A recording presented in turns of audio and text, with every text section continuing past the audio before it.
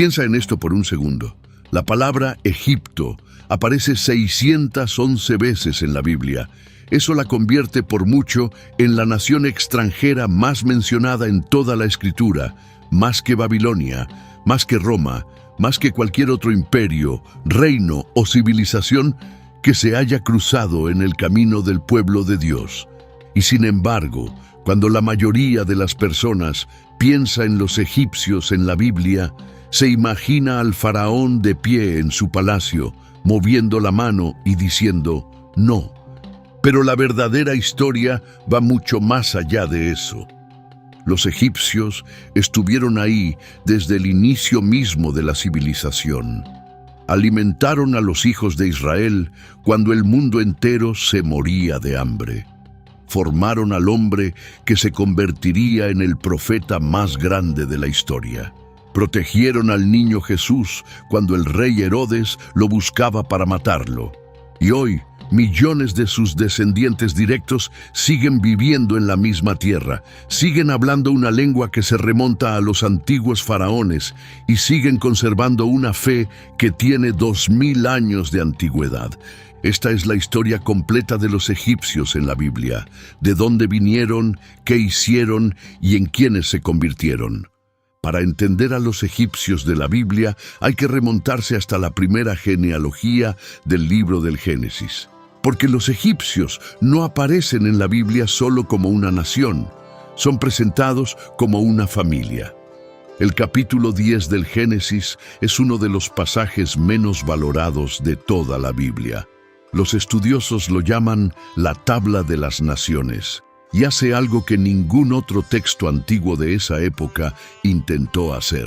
Traza el origen de todos los pueblos conocidos de la tierra, conectándolos con 3 hermanos, Sem, Cam y Jafet, los 3 hijos de Noé. Jafet se convirtió en el antepasado de los pueblos de Europa y el norte de Asia. Sem fue el antepasado de los pueblos semitas, incluyendo a los hebreos, los arameos y los árabes. Y Cam, los descendientes de Cam poblaron África y partes del antiguo cercano oriente. Cam tuvo 4 hijos. Sus nombres eran Cush, Misraim, Phut y Canaán.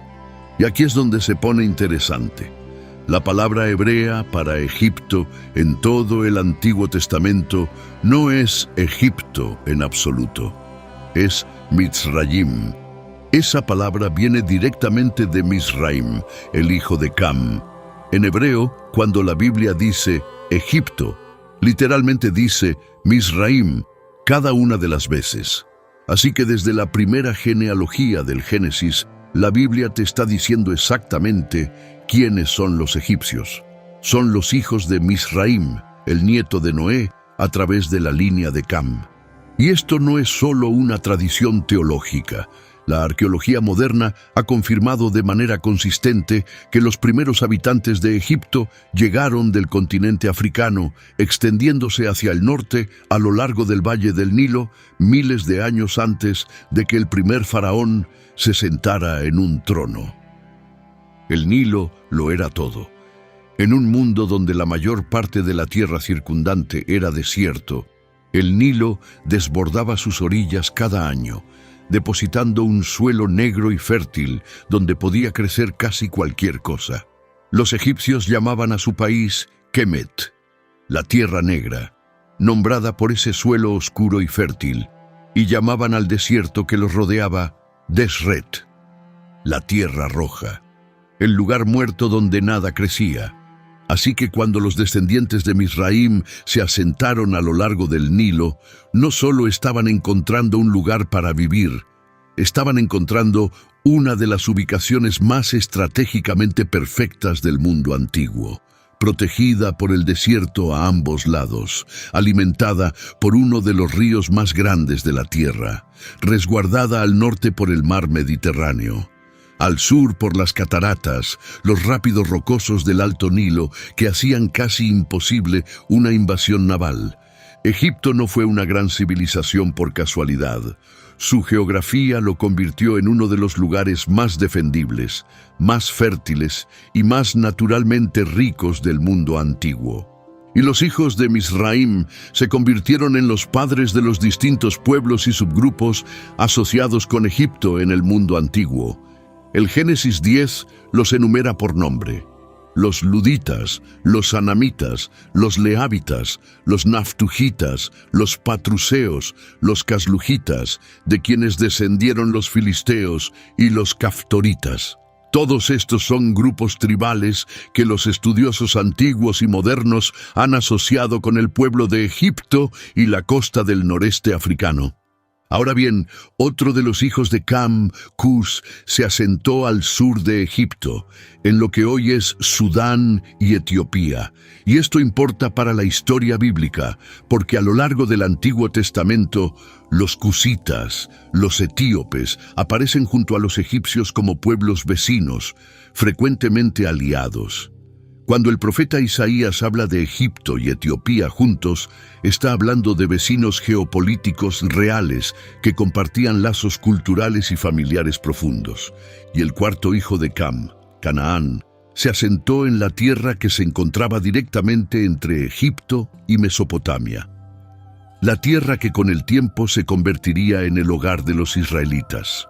Lo que significa que los tres grandes pueblos con los que los hijos de Israel pasarían la mayor parte de su historia lidiando, los egipcios al suroeste, los cananeos en medio de ellos y los cusitas al sur, eran todos, según el Génesis, primos, todos hijos de Cam.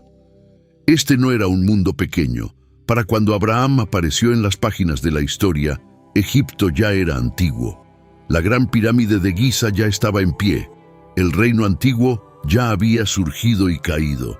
Egipto había sido una nación unificada durante más de 1000 años antes de que Abraham naciera. Y sin embargo, cuando Abraham llegó a la frontera de Egipto por primera vez, los egipcios no lo trataron como un nómada errante del desierto. Lo trataron como a un dignatario. Y lo que ocurrió durante esa visita marcaría el tono de cada interacción entre el pueblo de Dios y el pueblo de Egipto durante los siguientes 2000 años. Pero antes de llegar a eso, hay que entender una cosa más sobre cómo se describe a Egipto en la Biblia. Egipto en las Escrituras no es simplemente una nación, se convierte en un símbolo, un concepto teológico. Representa el sistema del mundo, el imperio del orgullo humano, el lugar donde el pueblo de Dios encuentra consuelo y provisión, pero también cadenas. Casi todas las grandes figuras de la Biblia o bajan a Egipto, o salen de Egipto, o reciben la advertencia de no volver a Egipto. El patrón se repite tantas veces que no puede ser casualidad. Egipto es donde la historia de la redención se pone a prueba una y otra vez. ¿Puede el pueblo de Dios confiar en él? ¿O siempre estará tentado a regresar a la tierra del pan y la esclavitud? Esa pregunta comienza con un hombre llamado Abram y una hambruna que lo empujó hacia el sur. Génesis 12. Dios acaba de llamar a Abram fuera de Ur de los Caldeos y le ha dado una de las promesas más audaces jamás hechas a un ser humano. Ve a la tierra que te mostraré y haré de ti una gran nación. Bendeciré a los que te bendigan y maldeciré a los que te maldigan. Abram obedece, empaca todo, toma a su esposa Sarai, a su sobrino Lot y a todos los siervos y el ganado que habían acumulado, y emprende el largo camino hacia Canaán. Llega, construye altares, Dios se le aparece de nuevo y confirma la promesa, y entonces una hambruna severa golpea la tierra de Canaán. Abram hace lo que cualquier persona del mundo antiguo habría hecho cuando llegaba la hambruna. Se dirige a Egipto, porque el Nilo no dependía de la lluvia. El Nilo se desbordaba según un ciclo, alimentado por el deshielo de las montañas de África Central. Y Egipto podía cultivar grano incluso cuando todo lo demás estaba seco. Pero cuando Abram se acerca a Egipto, se pone nervioso. Sarai era hermosa Y él sabía que los hombres poderosos de Egipto tenían la costumbre de tomar a las mujeres que deseaban y eliminar cualquier obstáculo que se interpusiera, como los esposos. Así que Abraham le dice a Sarai que diga que es su hermana, lo cual era técnicamente una verdad a medias. Ella era su media hermana. Pero la verdad completa, que también era su esposa, la omitió convenientemente, y tal como lo esperaba, cuando los egipcios ven a Sarai, le informan al faraón de su belleza, y el faraón la lleva a su palacio.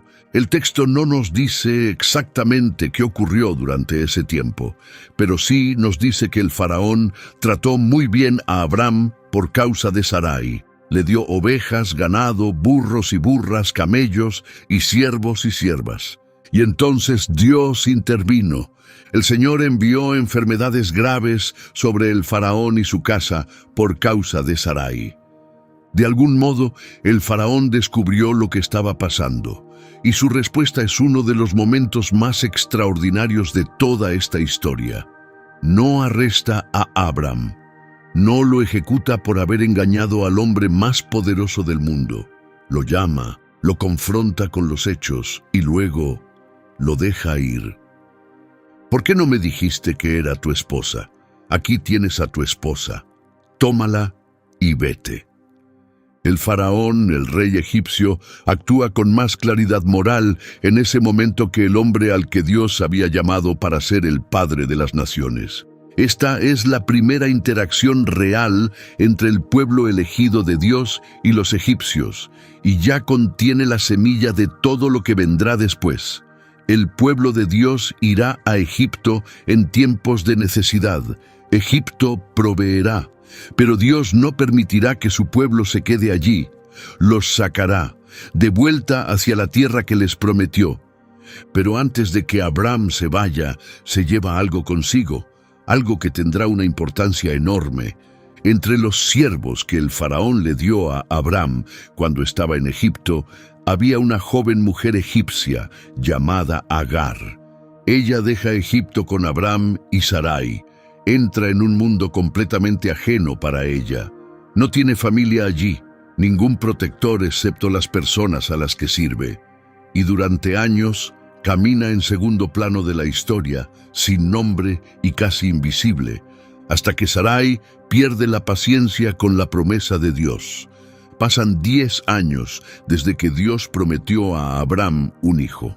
Sarai sigue sin hijos. Y en el contexto cultural del antiguo cercano Oriente, cuando una esposa no podía tener hijos, a veces se aceptaba que diera a su esposo una sierva como segunda esposa, para que el hogar pudiera tener un heredero. Sarai ofrece a Agar a Abraham, y Agar concibe. Pero entonces la relación entre las dos mujeres se quiebra. Agar, embarazada y llevando al heredero, comienza a menospreciar a su señora. Sarai la trata con dureza, y Agar huye. Está sola en el desierto, embarazada, probablemente aterrorizada, corriendo hacia Egipto, el único hogar que había conocido, y ahí es donde Dios la encuentra. Un ángel del Señor se aparece a Agar en el desierto. Y lo que sucede después es extraordinario. Dios le habla directamente a esta mujer egipcia, esta sierva que no formaba parte del pacto, que no tenía ningún estatus oficial en la casa de Abraham, más allá del de segunda esposa, y le da una promesa. Multiplicaré tanto tu descendencia que no se podrá contar. Y Agar le pone un nombre a Dios. Dice, tú eres el Dios que me ve. En hebreo, El Roi, el Dios que ve.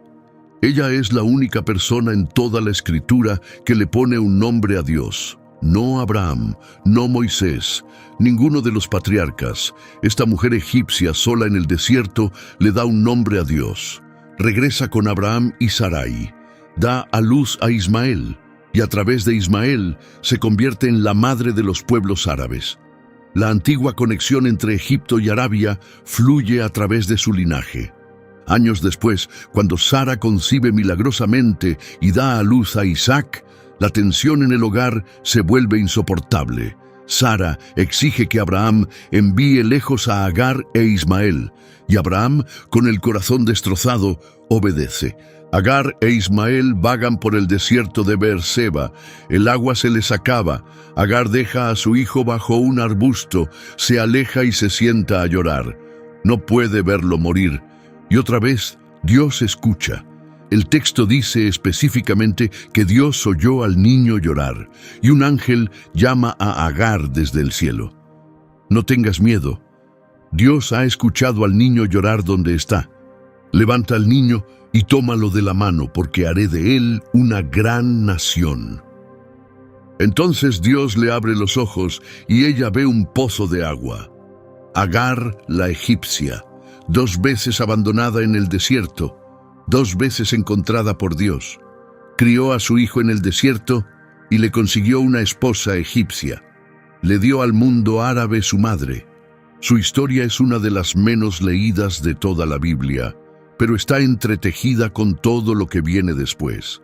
La relación entre los descendientes de Isaac y los descendientes de Ismael, que ha marcado la historia del Medio Oriente durante 4000 años, comienza con esta mujer egipcia.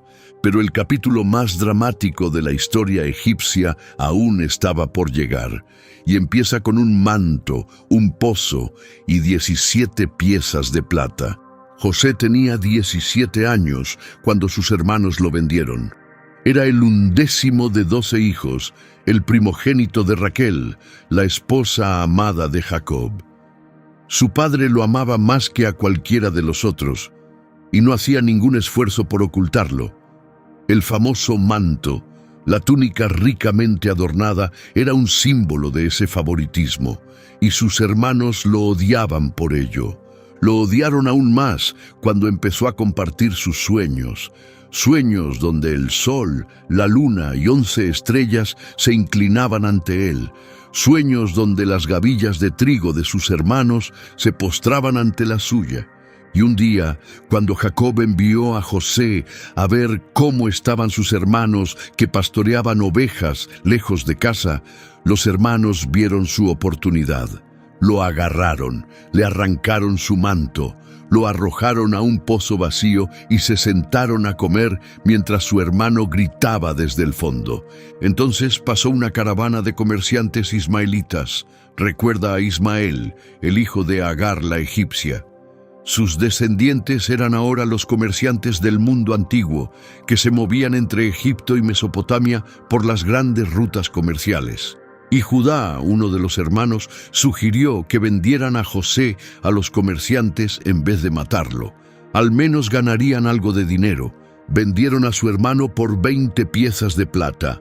Luego tomaron su manto, mataron un cabrito, mojaron el manto en la sangre, se lo llevaron a su padre y dijeron que lo habían encontrado. Y Jacob se rasgó las vestiduras, lloró y se negó a ser consolado. Creyó que su hijo amado estaba muerto. José llegó a Egipto como esclavo. Había pasado de ser el hijo más preciado de su padre a ser una pieza anónima de mercancía humana en cuestión de días. Todo lo que había conocido se había esfumado. Pero el texto se asegura de decir algo que sería fácil pasar por alto. El Señor estaba con José.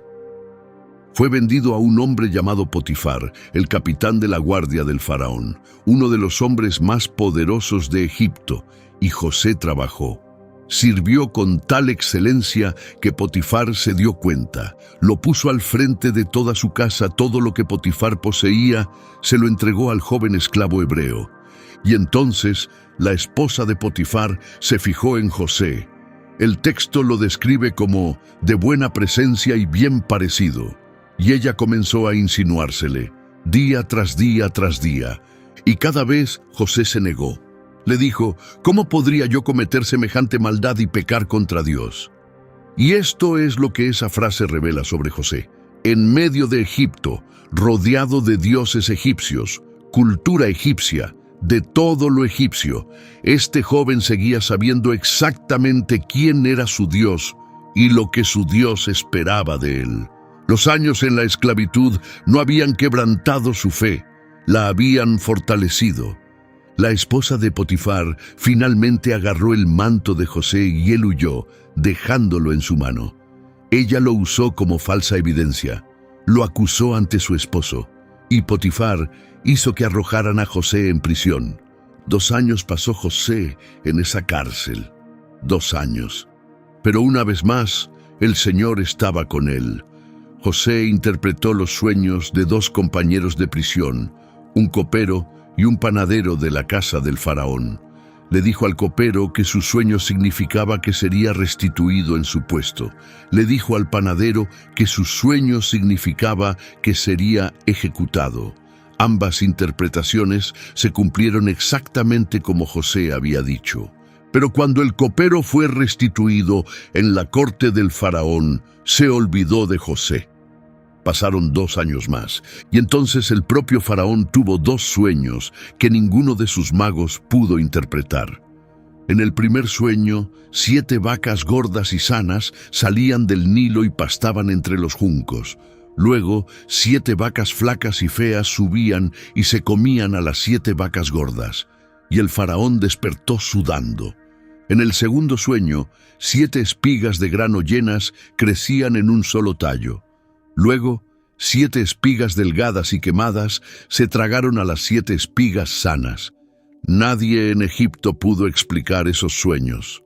Ni los magos, ni los sabios, ni los sacerdotes de Amón o de Ra, ni de ninguno de los otros dioses. La civilización más instruida y sofisticada del mundo antiguo estaba desconcertada. Y fue entonces cuando el copero finalmente recordó al joven prisionero hebreo que le había interpretado su sueño 2 años antes. Sacaron a José de la cárcel a toda prisa, lo afeitaron, le dieron ropa limpia y lo llevaron ante el faraón. Y el faraón dijo: «Tuve un sueño y nadie puede interpretarlo, pero me han dicho que cuando tú escuchas un sueño, puedes interpretarlo». Y José respondió: «No está en mí, pero Dios le dará al faraón la respuesta que busca». Fíjate en lo que José no dice. No dice: «Déjame intentarlo». No se atribuye la capacidad a sí mismo. De inmediato, públicamente, frente al hombre más poderoso del mundo, le da el mérito a Dios. Escucha los sueños y entonces habla. Vienen 7 años de gran abundancia en toda la tierra de Egipto, pero 7 años de hambruna los seguirán. La abundancia en la tierra se olvidará, porque la hambruna que vendrá después será tan severa. Luego José le da un plan al faraón: almacenar 1/5 parte de la cosecha durante los 7 años buenos, construir graneros, nombrar a un hombre sabio y prudente para supervisar la operación. La respuesta del faraón es inmediata. Mira a sus funcionarios y dice: ¿podemos encontrar a alguien como este hombre en quien habite el Espíritu de Dios? Y entonces, en uno de los giros más dramáticos de toda la historia humana, el faraón se quita su anillo de sello del dedo y lo coloca en la mano de José. Lo viste con ropas de lino fino. Le pone una cadena de oro alrededor del cuello, lo hace montar en su segundo carro y declara que sin la aprobación de José, nadie en todo Egipto podrá levantar una mano ni un pie. El esclavo de 17 años que había sido arrojado a un pozo por sus propios hermanos era ahora, a los 30 años, el segundo hombre más poderoso de Egipto. Y entonces los años se cumplieron exactamente como Dios había mostrado. 7 años de abundancia. José recorrió todo Egipto supervisando la construcción de graneros. El grano llegaba a montones. Las reservas se volvieron tan enormes que dejaron de contarlas.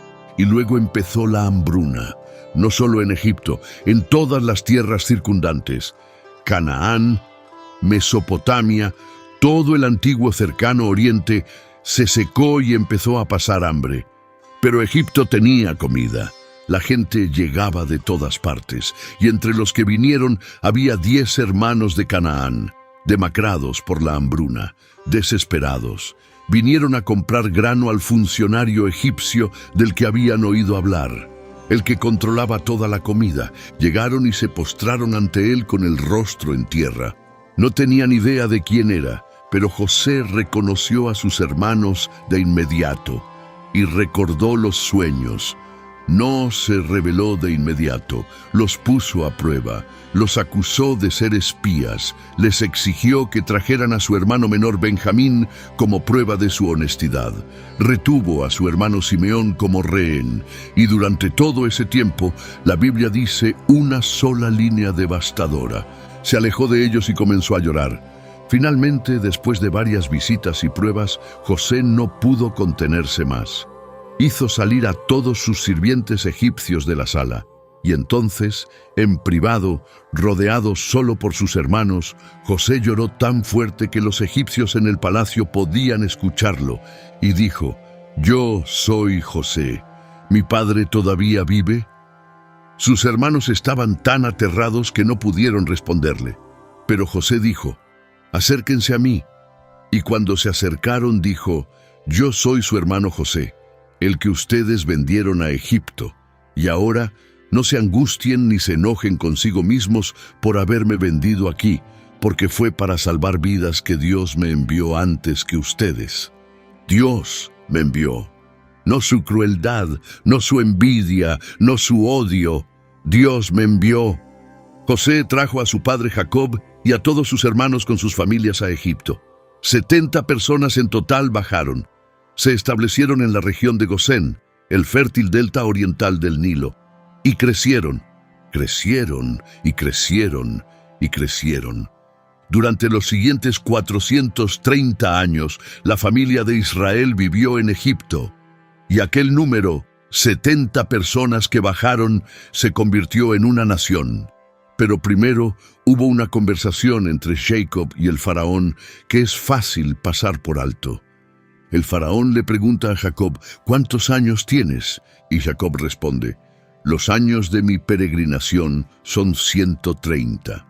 Mis años han sido pocos y difíciles».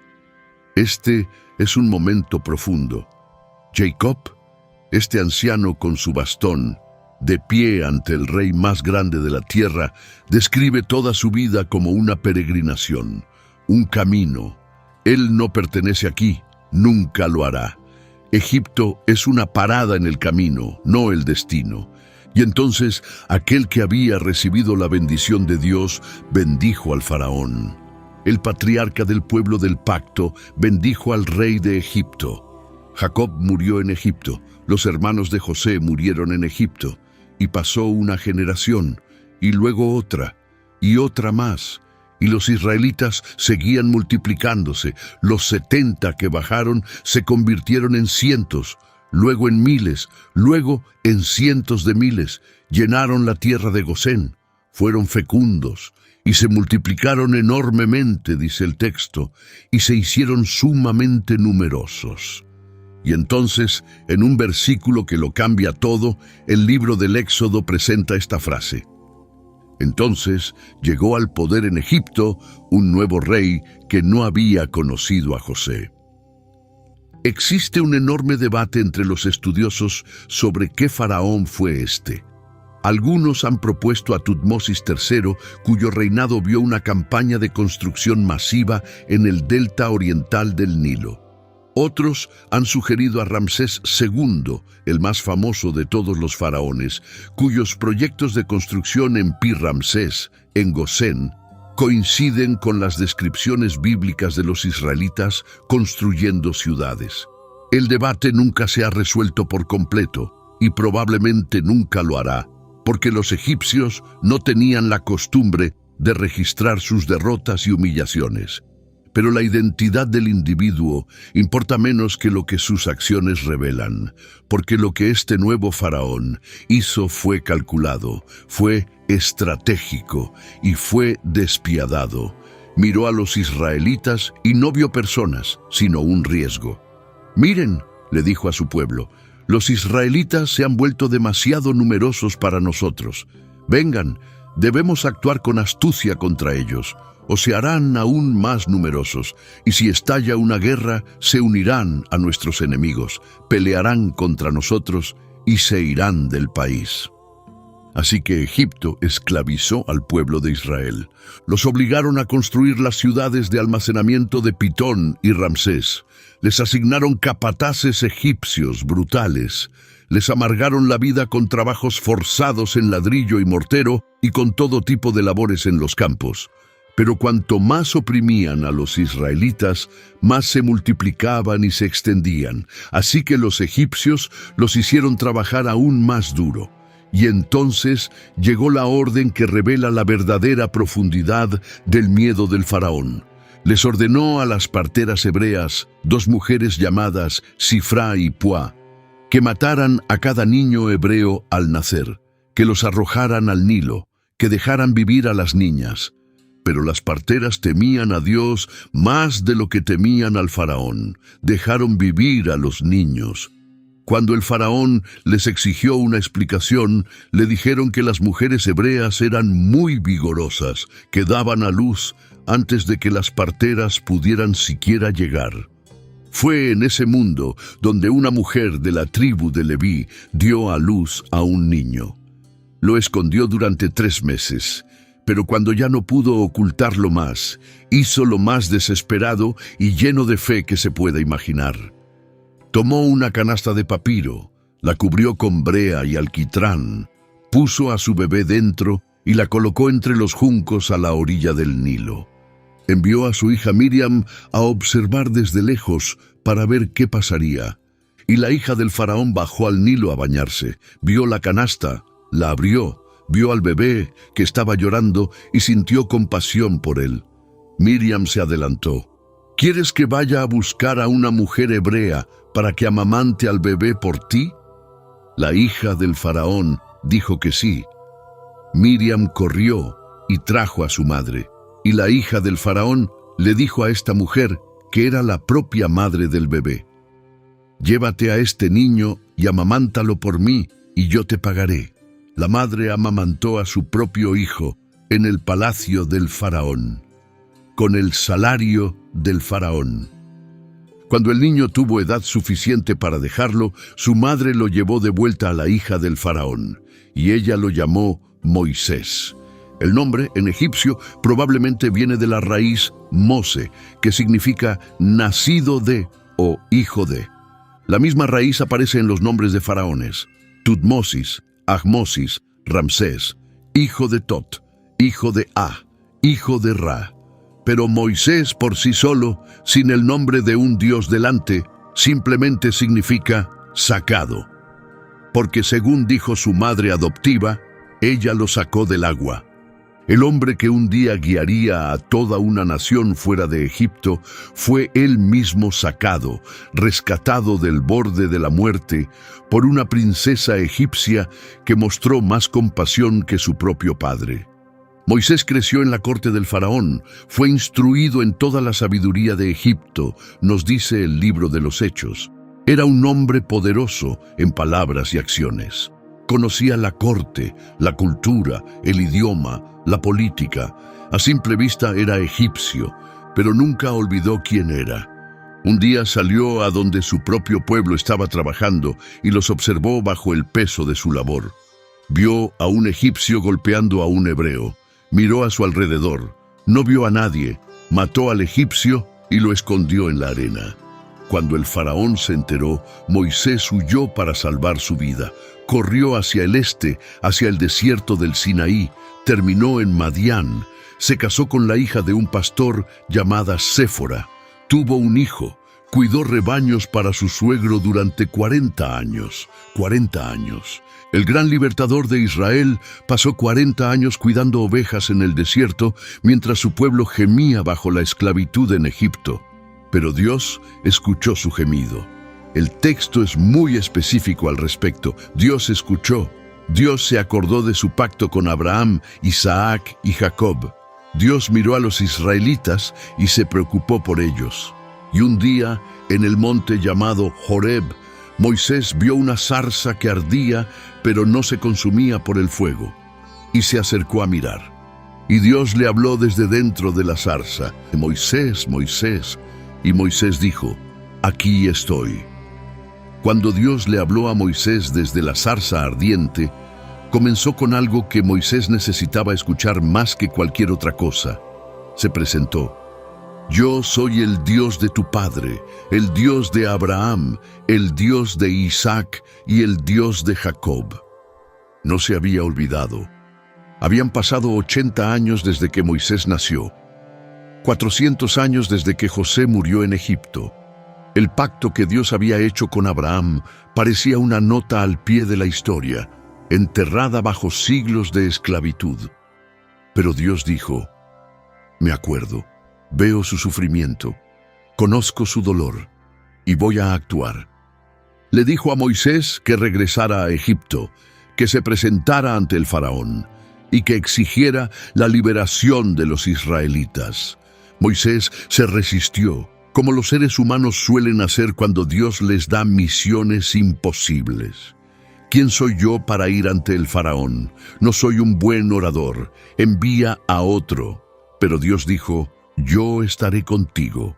Y le dijo a Moisés exactamente qué decir. Le dio señales milagrosas para realizar y envió a su hermano Aarón para que fuera su portavoz. Moisés regresó a Egipto. Había estado fuera 40 años. Algunos estudiosos creen que ya tenía 80 años.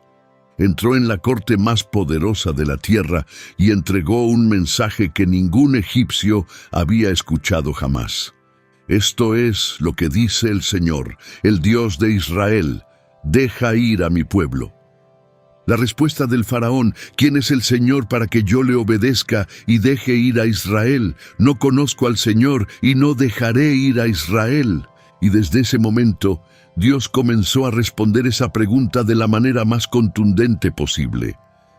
Las 10 plagas de Egipto están entre los eventos más estudiados de la historia bíblica y arqueológica. Y lo que las hace tan extraordinarias, más allá de su magnitud, es que cada una de ellas parece haber sido un ataque directo contra una deidad egipcia específica. El Nilo era la fuente de toda vida en Egipto. Los egipcios adoraban al Nilo como un dios, Hapi, la deidad de la inundación anual. Así que cuando Dios convirtió el Nilo en sangre, no solo estaba destruyendo una fuente de agua, estaba humillando a un dios. Las ranas eran sagradas para Heket, la diosa egipcia de la fertilidad, representada como una rana. Cuando las ranas cubrieron cada superficie de Egipto, cuando estaban en las camas, en los hornos, en las artesas de amasar, cuando la tierra apestaba por las montañas de ranas muertas, Heket no estaba protegiendo a Egipto, lo estaba asfixiando. Los mosquitos y las moscas atacaron la tierra a pesar de todo lo que los magos egipcios hicieron para detenerlos. La peste del ganado golpeó a las vacas, los caballos y los burros, todos animales asociados con diversas deidades egipcias. La tormenta de granizo destruyó las cosechas en una tierra que se enorgullecía de su abundancia agrícola. La oscuridad fue quizás la más cargada de significado teológico. Ra, el dios del sol, era la deidad suprema de Egipto. El propio faraón era considerado el hijo de Ra, la manifestación terrenal del poder del dios Sol. Cuando Dios envió 3 días de oscuridad espesa sobre Egipto, una oscuridad tan densa que el texto dice que se podía sentir, estaba declarando a Ra impotente. Estaba humillando a la deidad más importante de todo el panteón egipcio. Y ni una gota de oscuridad cayó sobre Gosén, donde vivían los israelitas. Los egipcios vivían en oscuridad, los israelitas tenían luz en sus hogares, y aún así el faraón no los dejaba ir. Entonces Dios anunció la 10ª plaga, la muerte de cada hijo primogénito en Egipto, desde el primogénito del faraón sentado en su trono hasta el primogénito del prisionero en el calabozo. Esto no fue solo una tragedia humana, era otra declaración teológica, porque el hijo primogénito del faraón era considerado el heredero de Ra, la futura encarnación del dios Sol. Dios estaba matando al heredero de la deidad más poderosa de Egipto.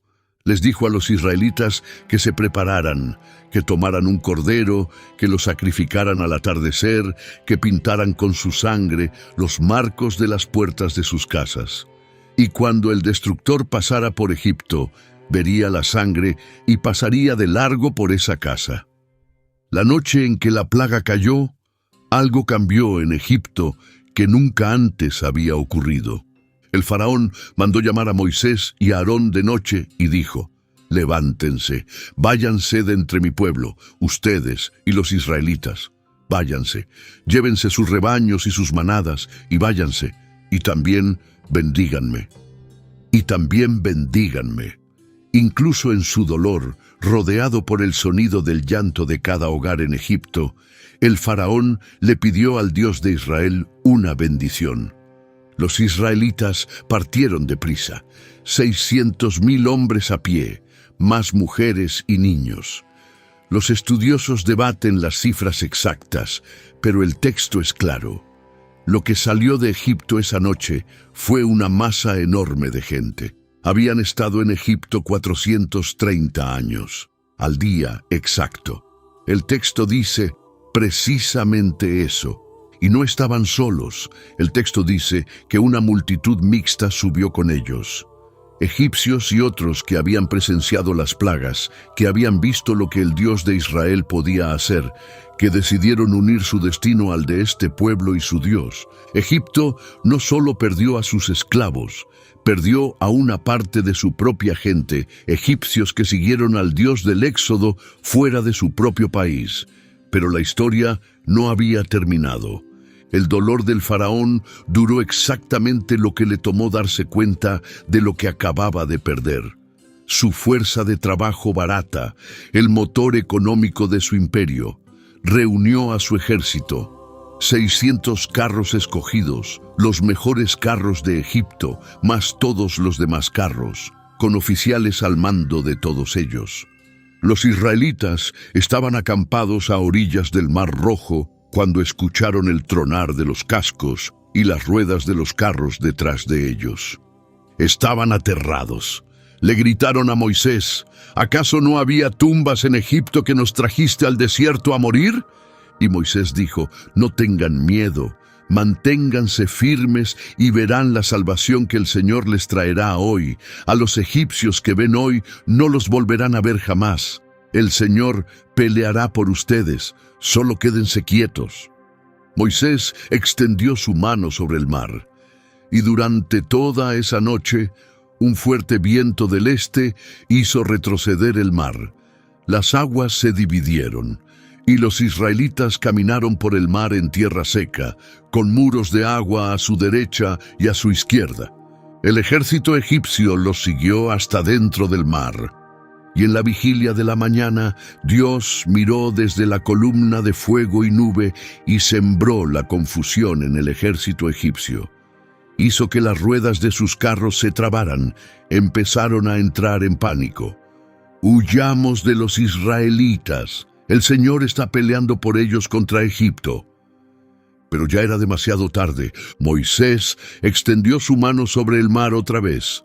Al amanecer, el mar volvió a su lugar. Todo el ejército egipcio fue tragado. Ni uno solo sobrevivió. Los israelitas vieron al ejército egipcio tendido muerto en la orilla, y temieron al Señor, y pusieron su confianza en Él y en Moisés, su siervo. Entonces Moisés cantó, y su hermana Miriam, que de niña había vigilado la canasta entre los juncos, tomó una pandereta en su mano. Y todas las mujeres la siguieron con panderetas y danzas. Y ella cantó: «Canten al Señor, porque se ha cubierto de gloria. Caballo y jinete ha arrojado al mar». El éxodo estaba completo. Los israelitas eran libres. Pero, ¿qué pasó con Egipto? La Biblia no se detiene mucho en Egipto después del éxodo. El ejército egipcio fue destruido. La tierra había sido devastada por 10 plagas. La economía, que había funcionado durante generaciones con la mano de obra de esclavos hebreos, de repente se quedó sin cientos de miles de trabajadores. Esto no fue un revés menor, fue una catástrofe nacional. Y hay un momento estremecedor en el cruce del mar que es fácil pasar por alto. El texto dice que cuando los egipcios vieron los muros de agua, cuando se dieron cuenta de lo que estaba pasando, algunos de ellos gritaron: «El Señor está peleando por ellos contra Egipto». Reconocieron al Dios de Israel en el último momento. Vieron quién era Él, lo que estaba haciendo, de qué lado estaba. Y fue lo último que dijeron. Pasaron 5 siglos entre el Éxodo y el reinado de Salomón. 5 siglos de travesía por el desierto, conquista, la época de los jueces, la primera monarquía bajo Saúl y David. Y durante todo ese tiempo, Egipto permaneció en segundo plano. Un punto de referencia, una advertencia, el lugar de donde vino el pueblo de Dios, el lugar al que nunca debían volver. Pero cuando Salomón llegó al poder, hizo algo que sorprendió al mundo antiguo. Formó una alianza matrimonial con el faraón, el rey de Egipto. Se casó con la hija del faraón y la llevó a la ciudad de David. El propio faraón había atacado y quemado la ciudad cananea de Geser. Había matado a sus habitantes y se la dio como regalo de bodas a su hija. El rey de Egipto entregó una ciudad cananea como dote al rey de Israel. Fue un acuerdo extraordinario. Egipto normalmente no entregaba a sus hijas a reyes extranjeros. Eso se consideraba una señal de debilidad. Pero Salomón era lo suficientemente rico e influyente como para que el faraón hiciera una excepción. Era una alianza diplomática y económica entre las 2 potencias más importantes de la región. Salomón también compró caballos y carros de Egipto, algo que la ley prohibía expresamente. E importaba lino egipcio y lo exportaba por todo el cercano oriente. Egipto, la tierra de la esclavitud, se convirtió en uno de los principales socios comerciales de Salomón. Pero esta cercanía con Egipto resultaría ser un patrón de compromiso espiritual. Casi cada vez que un rey israelita o el pueblo de Judá acudió a Egipto en busca de ayuda política o militar, los profetas lo condenaron.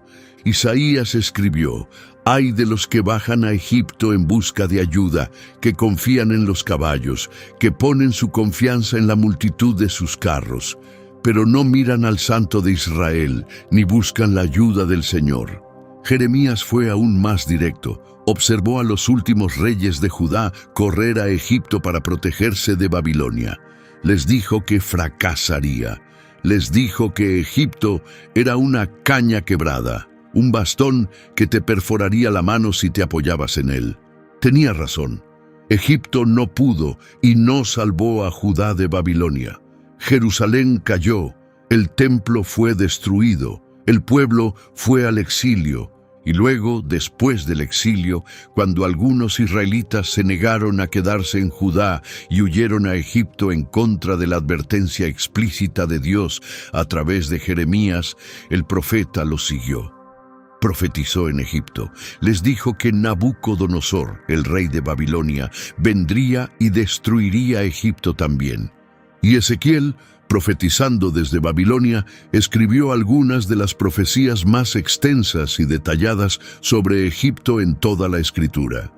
Describió a Egipto como un gran dragón echado en el Nilo.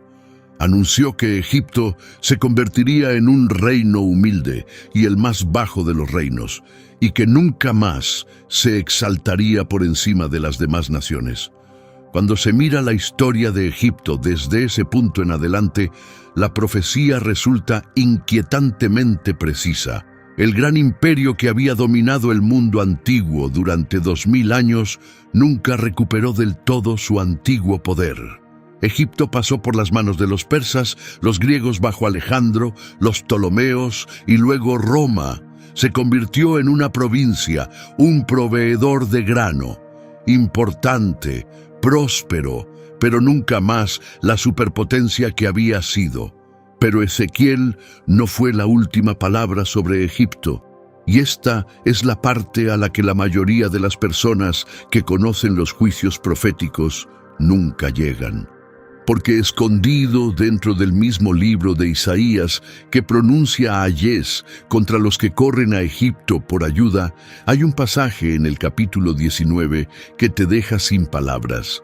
Después de describir la caída de Egipto, después de describir su humillación y su debilidad, Isaías de repente cambia de tono y escribe algo que habría sonado casi imposible para la gente que lo escuchó por primera vez.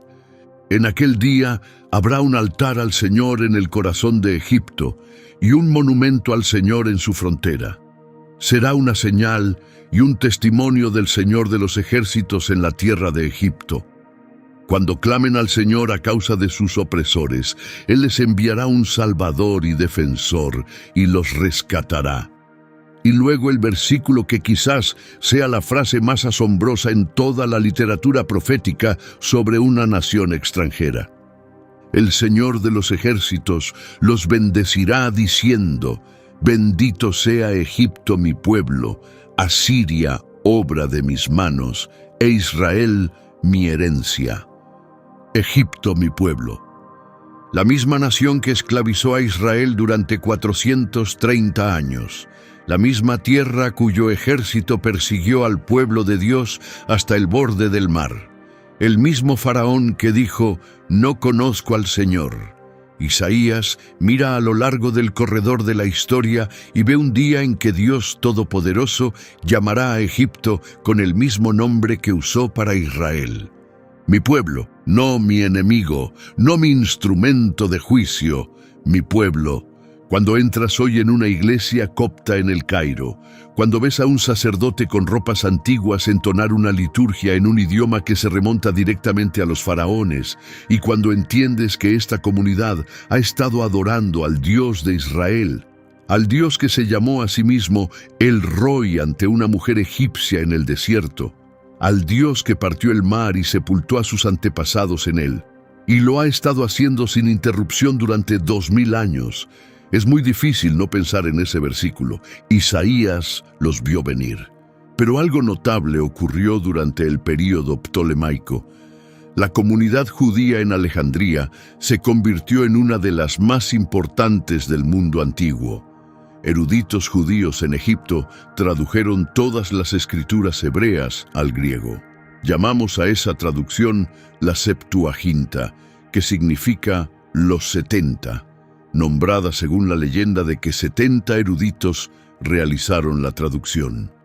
Esa traducción griega de la Biblia hebrea se convirtió en la versión de las Escrituras más citada por los autores del Nuevo Testamento, lo que significa que Egipto fue, silenciosamente, el lugar donde las Escrituras de Israel se volvieron accesibles para todo el mundo de habla griega.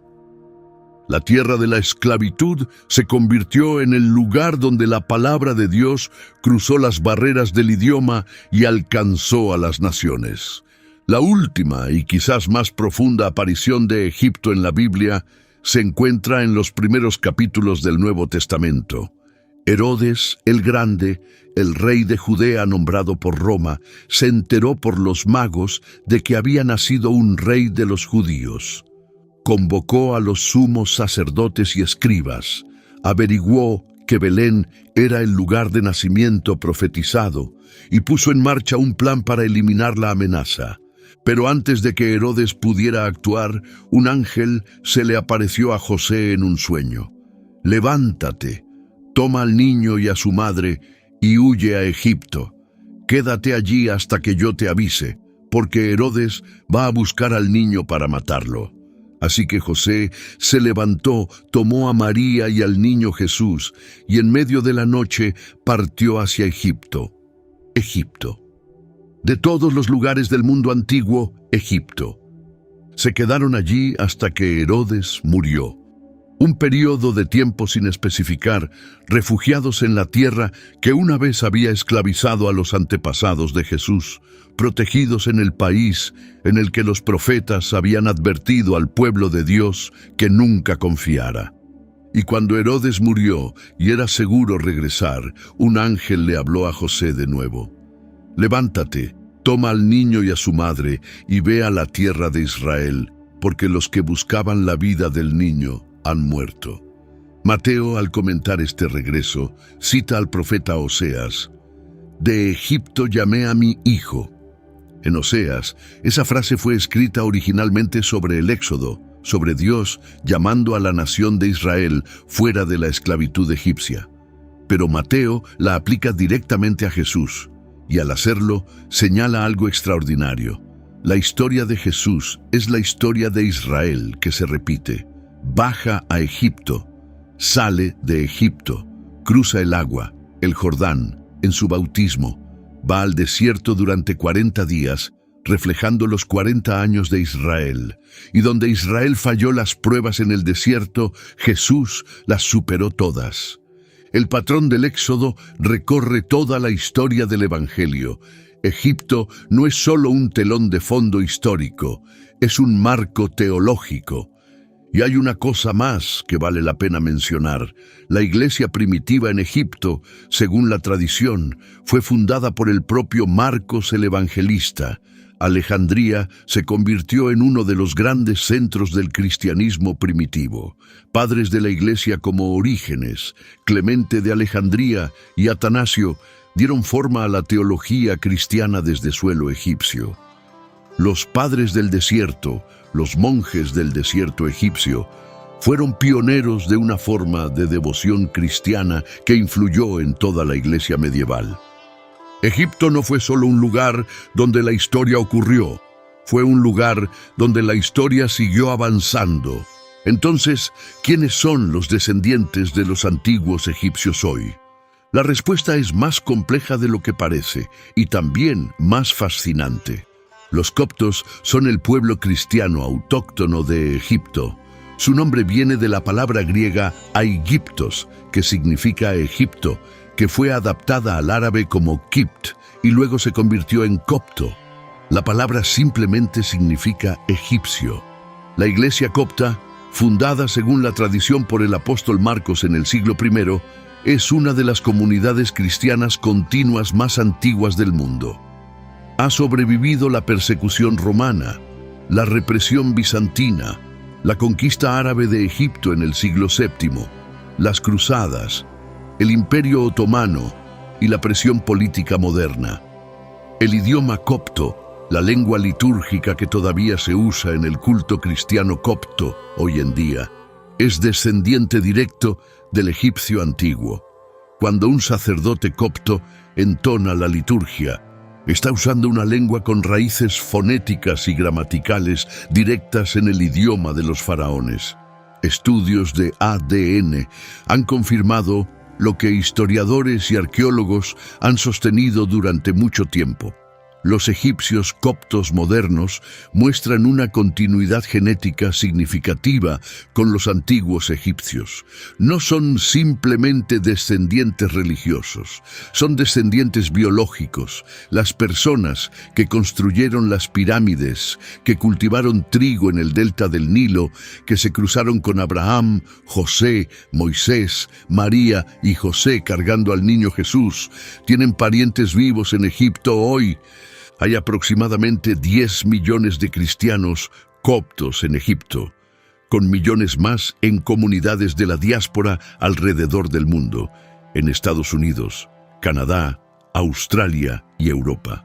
Son, en el sentido más directo posible, los hijos de Misraim, los descendientes del hijo de Cam, el pueblo que la Biblia llama los egipcios desde la primera genealogía, siguen viviendo, siguen adorando, siguen hablando huellas de la lengua antigua, en la misma tierra que sus antepasados habitaron cuando Abraham cruzó su frontera hace 4000 años.